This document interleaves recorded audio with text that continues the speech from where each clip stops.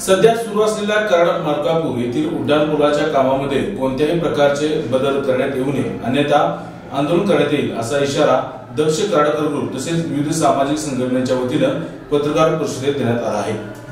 पुणे बेंगलोर महामार्गावर सध्या उड्डाणपुलाचं कराड शहर आणि मलकापूर शहराच्या हद्दीत काम सुरू आहे।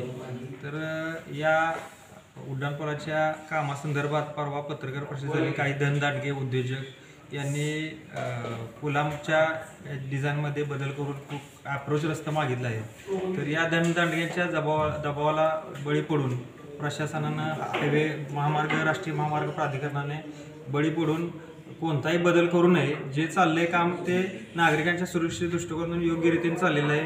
तर यामध्ये कोणताही बदल करू नये।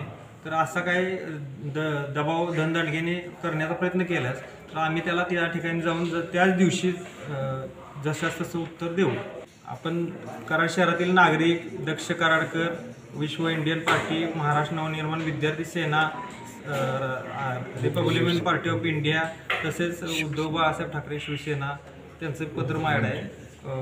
वंचित बहुजन आघाडी अशा सगळ्यांनी कराड शहरातल्या काही सुजाण नागरिक, काही असोसिएशनची तुम्हाला आता नंतर पुढं 1-2 दिवसात तुम्हाला काय असोसिएशननी पाठिंबा दिलेला याच्यावर आवाज उठवलेला तुम्हाला ते पण समोर येईल। तर असे काय अप्रोच रस्ते देऊ नयेत आणि दिल्यास त्यास आम्ही कडाडून विरोध करू। KMS न्यूज, स्पंदन मरांचे नाते आपुलकीचे।